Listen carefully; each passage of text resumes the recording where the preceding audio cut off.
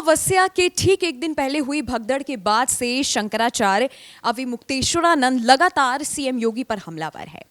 CM योगी से वो इस्तीफा मांग रहे हैं, लेकिन अब जो उन्होंने बयान दिया है उसमें उनका ये मानना है कि शायद सीएम योगी की जगह अगर किसी और को मौका दिया जाता तो ये सारी चीजें नहीं होती। शंकराचार्य अविमुक्तेश्वरानंद ने उत्तर प्रदेश का नया सीएम कौन होना चाहिए ये भी बता दिया है, जिसके बाद से अब काफी चर्चाएं जो हैं सोशल मीडिया पर हो रही हैं। मेरे साथ अभिषेक मौजूद है। अभिषेक, जिस तरह से बयान लगातार दिए जा रहे हैं और अविमुक्तेश्वरानंद जिस तरह से सीएम योगी पर हमलावर है, यही नहीं, उनका यह भी कहना है कि सीएम योगी से हम मेला जब तक कुंभ चल रहा है उतने में ही इस्तीफा मांग रहे हैं, उसके बाद हमें उनके इस्तीफे से कुछ नहीं करना है। उन्होंने नए सीएम का भी नाम बता दिया है कि शायद उनको मौका दिया जाता, वो इसी क्षेत्र के हैं, पढ़े लिखे हैं और साथ ही उनको एक एक गली मोहल्ला भी पता है। अब क्या आगे आपकी क्या राय है इस बारे में? नहीं, मैं कह रहा हूं कि अगर शंकराचार्य ये कह रहे हैं कि जो गली मोहल्ले वाली बात आपने कही है, मुझे लगता है दर्शक कनेक्ट कर पाए होंगे। कई लोग ये कह रहे थे कि ये अखिलेश यादव को सीएम बनाना चाहते हैं, इसलिए योगी के खिलाफ हमलावर है। लेकिन शंकराचार्य ने बयान बदलकर अब ये बता दिया कि वो बीजेपी के अंदर ही केशव प्रसाद मौर्य की बात कर रहे हैं। केशव प्रसाद मौर्य वहीं से आते हैं।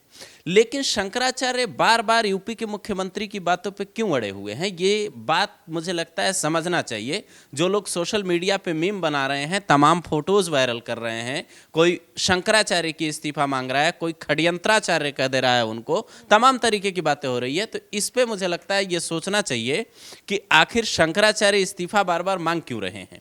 इनका बयान आया कि जो केशव प्रसाद मौर्य हैं उनको, वो अगर सीएम होते इस वक्त महाकुंभ में, तो प्रयागराज में इतनी घटनाएं नहीं होती। ये इत्तेफाक की बात है कि आज आग लगने की घटना हुई महाकुंभ में, और वो जो घटना हुई उसमें शंकराचार्य जो रोड है वहाँ पे आग लगी है। शंकराचार्य ये भी कह रहे थे कि जो मतलब इस बार महाकुंभ मेला का आयोजन हुआ है वो ठीक तरीके से नहीं हुआ। शुरुआत से ही सवाल उठा रहे हैं। ये जो शंकराचार्य हैं, इस बात पे कई लोग सवाल उठा रहे हैं कि इनको शंकराचार्य की पदवी मिल कैसे गई। अब ये ज्योतिर्मठ जो बद्रिका आश्रम है उत्तराखंड में, वहाँ के शंकराचार्य हैं। यूपी की सियासत में एक तरीके से एंट्री ले रहे हैं, बार बार बाहरी बयानबाजी करके एक तरीके से एंट्री लेना चाहते हैं। खबर ये तक आई नंदिनी कि ये राजा भैया के खिलाफ चुनाव लड़ना चाहते हैं। अब ये प्रतापगढ़ के रहने वाले हैं। सवाल ये है कि अगर इनको सियासत प्यारा लगता है तो जैसे इन्होंने कहा था सीएम योगी के लिए कि सीएम योगी जब मुख्यमंत्री बन रहे थे साल 2017 में, तो शंकराचार्य ने कहा कि हमारी उनसे बात हुई थी, हमने उन तक संदेश पहुंचाया कि आप जो है गोरक्ष पीठ का जो पीठाधीश्वर का आपके पास उपाधि है उसको छोड़ दीजिए, सीएम रहिए, उसके बाद जब आपको आना होगा वापस से बन जाइए।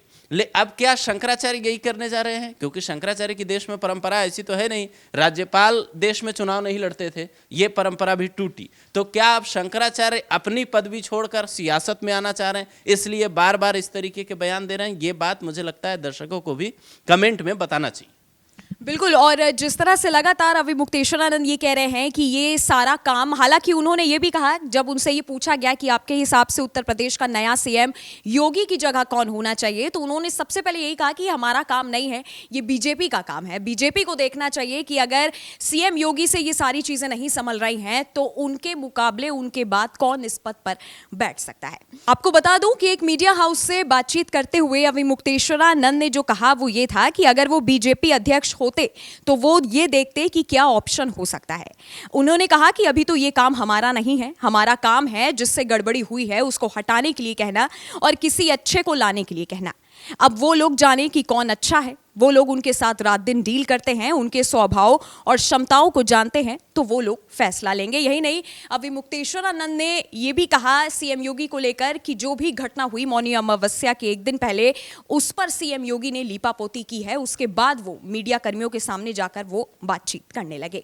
आपका अविमुक्तेश्वरानंद के बयान पर क्या कहना है, नीचे कमेंट सेक्शन में कमेंट करके बता सकते हैं।